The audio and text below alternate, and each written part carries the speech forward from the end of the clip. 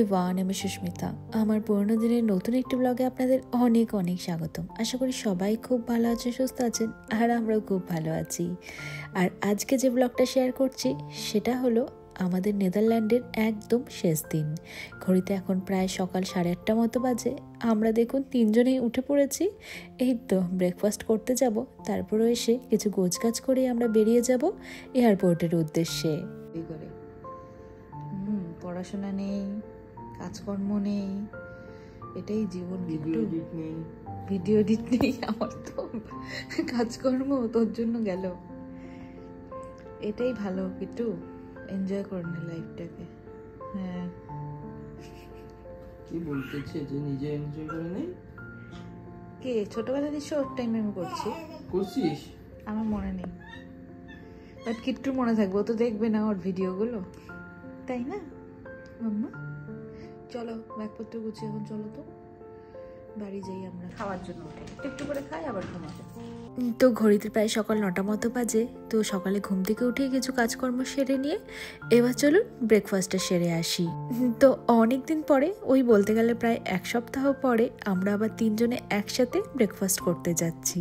না হলে ফিরে আসার আগে যে কদিন আমরা হোটেলে ছিলাম, ওকে তো প্রায় রোজই অফিসে যেতে হয়েছিল। ওই তো সকালবেলা ব্রেকফাস্ট করেও বেরিয়ে যেত, পরে আমি আর কিট্টু গিয়ে ব্রেকফাস্ট করতাম। তো এখন আসার আগে চলুন একসাথে ব্রেকফাস্টে সেরে নিই। তো প্লেট ভরে নিজের কিছু পছন্দের খাবার নিয়ে নিয়েছি, যেটা খেয়ে পেট আর মন আমার কোনোটাই ঠিকঠাক ভরে না। মানে কন্টিনেন্টাল ব্রেকফাস্টে যে ধরনের খাবার থাকে, তার মধ্যে শুধু আমার এই ব্রেডটাই পছন্দ। আর হ্যাঁ, ক্রোস্ট নিয়েছিলাম, যেটা আমি 2-3টে একসাথে খেয়ে নিই। আর এছাড়াও চিকেন সসেজেস নিয়েছিলাম, বয়েলড পটেটো নিয়েছিলাম, আর ওই ডিমের মধ্যে স্ক্র্যাম্বলড এগস আর বয়েলড এগ ছিল, তো আমি ডিম সেদ্ধ নিয়েছি। তো এখন সেই সব খেয়ে নিই। এছাড়াও এনাদের ব্রেকফাস্ট মেনুতে কিছু রয়েছে খাবার, সেগুলো অর্ডার করা যেতে পারে। আর এদিকে দেখুন খেতে খেতে আজকে বাইরের দৃশ্যটা শেষবারের মতো দেখছিলাম। সামনেই রটারডাম সেন্ট্রাল স্টেশন, কতবার এখান থেকে আমরা ট্রেন ধরেছি। আর আজকের ওয়েদারটাও একদম ভালো না, সকাল থেকে খুব মেঘলা মেঘলা হয়ে রয়েছে, আকাশ তো একদম মেঘে আচ্ছন্ন। আমরা চলে যাচ্ছি বলে মনে হয় প্রকৃতিরও মন খারাপ হয়েছে। তো চলুন এখন আমরা দুজনে খেতে খেতে কিট্টুকেও অল্প অল্প করে খাইয়ে দিই। তো ওকে খাওয়ানোর মধ্যে অল্প একটুখানি আমি ডিমের কুসুমি হাত দিয়ে খাইয়ে দিয়েছিলাম। আর ওর সময় কাটানোর জন্য হাতে একটুখানি পাউরুটির টুকরো আর ক্রোসের টুকরো দিয়েছিলাম, ভেবেছিলাম মনে হয় ও মুখে দেবে, না একদমই মুখে দেয়নি। মনে হচ্ছে তুই একটা পুতুল নিয়ে আছিস, ওইভাবেই আছে চুপচাপ। তো ব্রেকফাস্টের সামনে যে যে খাবারগুলো রাখা ছিল প্লেটের মধ্যে নিয়ে এসে ওগুলো তো খেয়ে নিলাম। এবার বলেছিলাম না এখানকার মেনু কার্ড দেখেও কিছু খাবার অর্ডার করা যায়, তো সেটাই অর্ডার করেছি। তো আমি এটা ওটা অন্য কিছু অর্ডার না করে যে খাবারটা চিনি, মানে অমলেট আমি অর্ডার করেছিলাম, আর রোহন ডিমেরই আরেকটা আইটেম অর্ডার করেছিল, যা দেখতে বা খেতে ডিমের অন্যান্য আইটেমের থেকে অনেকটাই আলাদা ছিল। তো যাই হোক, খাওয়া দাওয়ার শেষে আমাদের হাতে 10 থেকে 15 মিনিটের মতো এক্সট্রা সময় ছিল, তাই ভাবলাম স্টেশনে গিয়ে আমাদের যে ট্রাভেল কার্ডটা ছিল সেটা ক্যান্সেল করে আসি। কোথায় বিদা লেনে কা? आप सबसे विदा लेने का इनसे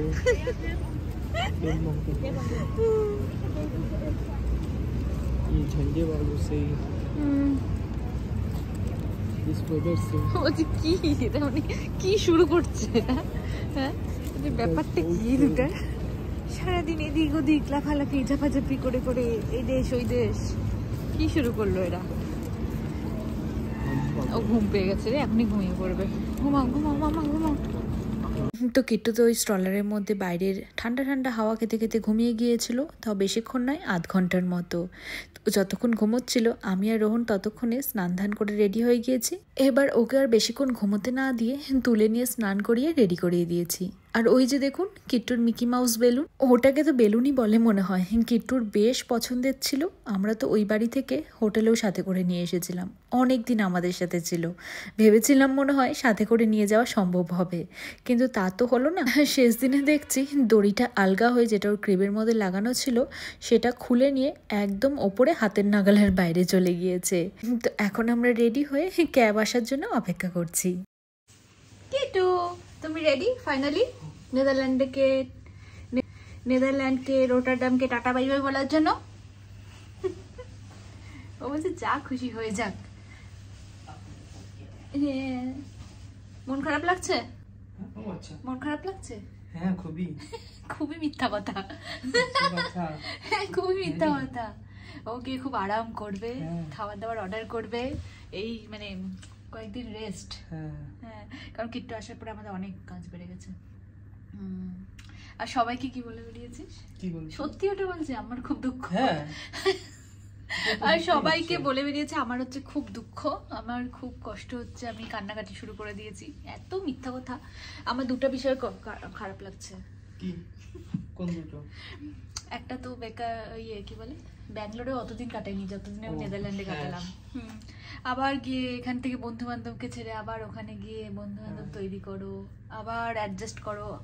আর আরেকটা জিনিস হলো, যখন জিনিসপত্রগুলো যাবে ওটা ভেবে তো অনেক কি বলবো, আমার কষ্ট, ভয়, দুঃখ সব একসাথে হচ্ছে। আর কিট্টুর মন খারাপ কেন বল? কিট্টুর মন খারাপ পাবে না, আর ও শিশু ভাতা,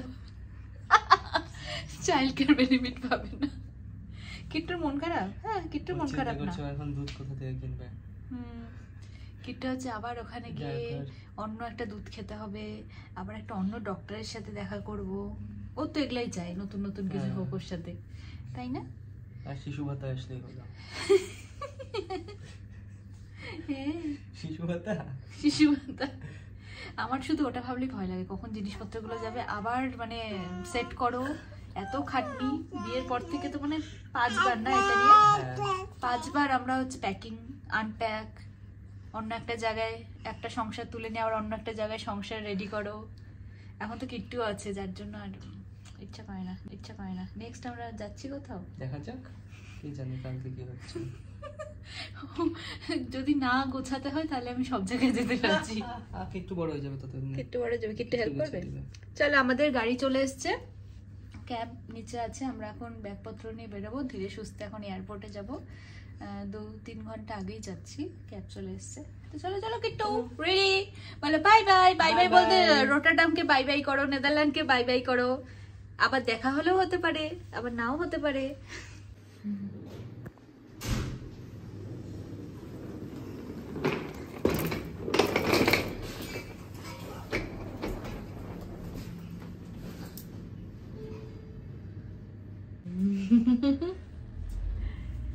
কিট্টু, কিট্টু যাচ্ছে দেশে। তো যে এয়ারলাইন্স করে আমরা যাব সেই এয়ারলাইন্সেরই ক্যাব চলে এসেছে।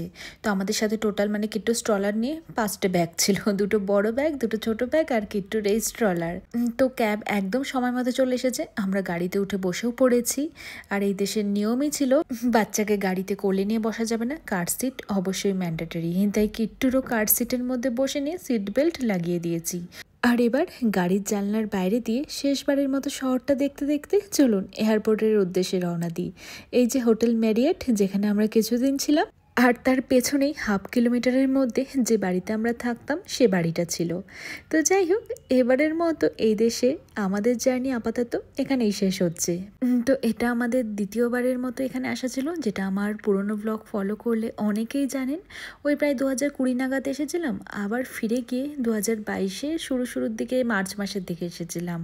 তো আবার নভেম্বর মাসের দিকে ফিরে যাচ্ছি, মানে প্রায় 2 বছর 9 মাসের জার্নি এখানেই শেষ হলো। তবে এই জার্নিটা অনেক বেশি মজাদার ছিল। আপনারা এই দেশের মারফতে আমাকে চিনেছেন, আর ফিরে যাওয়ার সময় তো আমাকে একটা স্পেশাল ছোট্ট কিট্টুকে আমাদেরকে উপহার দিয়েছে। এসেছিলাম 2জনে, কখনো ভাবতেও পারিনি যে ফিরে যাওয়ার সময় আমরা 3 জনে যাব। আর সাথে বেশ কিছু স্পেশাল বন্ধুও পেয়েছি। তো নিজের দেশে ফিরে যাওয়ার যেমন আলাদা একটা শান্তি আর মজা রয়েছে, তেমনি এই দেশটাকেও ছেড়ে যেতে অল্প অল্প মন খারাপ তো অবশ্যই করছিল। তাহলে এখন চলুন, জানলার বাইরে দিয়ে সবুজ মাঠ, তার উপরে গরু ভেড়া এইসব চড়ে বেড়াচ্ছে, গ্রামের টালি দেওয়া বাড়ি দেখতে দেখতে এয়ারপোর্টের উদ্দেশ্যে রওনা দিই। আর এয়ারপোর্টে যাওয়ার মাঝখানেই কিট্টু আবার মাঝখানে গাড়ির মধ্যে ঘুমিয়েও পড়েছিল। ভালোই হলো, অল্প একটুখানি পাওয়ার ন্যাপও নিয়ে নিল।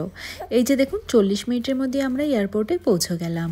আর জানেন, সব গাছ তো ওখানেই ফেলে দিয়ে আসতে হয়েছিল, তবে এই ক্রিসমাস ক্যাকটাস গাছটা এত ছোট আর এত সুন্দর ছিল, আমি এটাকে যত্ন করে নিজের সাথেই রেখে দিয়েছিলাম এবং হ্যান্ড ব্যাগেজে সাথে করে দেশেও নিয়ে গিয়েছিলাম। স্মাইল, তুমি একটু হাসো। হ্যাঁ, তুমি যাবে ওখানে সবার সাথে দেখা করবে, একটু হাসো। তোমার হাসি কোথায় গেল সকাল থেকে? আমরা ঘুরতে যাচ্ছি, চলো। তো সবার প্রথমে ভারী ভারী ব্যাগগুলো জমা করে দিই। সবকটা ব্যাগই সাথে দিয়ে দেবো, শুধু কিট্টুর ডাইপার ব্যাগটা আর ল্যাপটপ ব্যাগটা আমাদের সাথে রাখবো। আর কিট্টুর স্ট্রলারটা বলেছে যখন আমরা ফ্লাইটে ওঠার জন্য গেটের ওখানে যাব তখন গেটের সামনেই নিয়ে নেবে। তো আমাদের সবকটা লাগেজ মিলে প্রায় 90 কেজির মতো ওজন হয়েছিল। তো ব্যাগপত্র দিয়ে এরপরে যা যা ফর্মালিটিস ছিল, যেমন ইমিগ্রেশনের লাইনে দাঁড়িয়ে ইমিগ্রেশন করে নিয়ে সিকিউরিটি চেকিং করে নিয়ে, হাতে যেহেতু কিছুটা সময় রয়েছে তাই ভাবলাম কিছু খেয়ে নেওয়া যাক।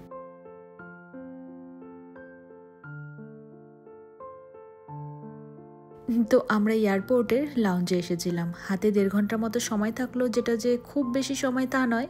তাই এখান থেকে গেট অবধি পৌঁছতে গেলেও ওই 15-20 মিনিটের মতো হাঁটতে হবে।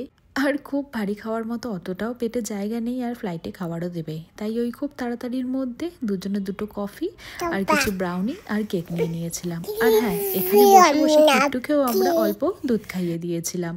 অবশ্য পুরোটাও খাইনি, আর তার মধ্যে আমাদেরকে বেরোতেও হতো। ওই যে বললাম অনেকটা আমাদেরকে হেঁটে যেতে হবে, তাহলে এখন চলুন হেঁটে হেঁটে গেট অবধি যাই।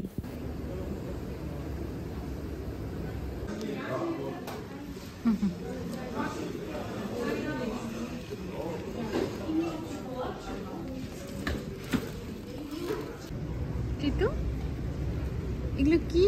ফিশ? মাছ এগুলো? হ্যাঁ, ফিশ।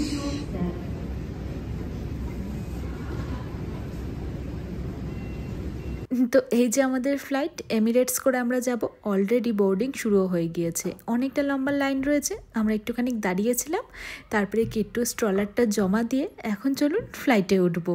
তো আমরা যেহেতু ব্যাঙ্গালোরে গিয়েছিলাম, এই ফ্লাইটটা সরাসরি ব্যাঙ্গালোরে নিয়ে যাবে না, দুবাই হয়ে যাবে। আর দুবাইতে ওই 4-5 ঘন্টা মতো লেহবার সময় ছিল। তো কিট্টুর প্রথম দেশে যাওয়া আর অনেক লম্বা ফ্লাইট জার্নি ছিল, একটা নতুন আমাদের এক্সপিরিয়েন্স হয়েছিল। তবে বিজনেস ক্লাস থাকাতে খাটনিটা একটুখানি কমই হয়েছিল। তো যাই হোক, সেসব পরবর্তী ব্লগে শেয়ার করব। আপাতত এই ব্লগে নেদারল্যান্ডকে ফাইনালি টাটা বাই বাই বলছি।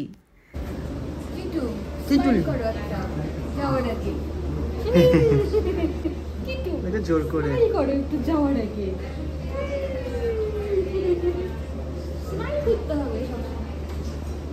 তো চলুন, সবাই খুব ভালো থাকবেন, সুস্থ থাকবেন। আবার দেখা হবে পরবর্তী ব্লগে। একটু সবাইকে টাটা বাই বাই বলে দাও। বলো।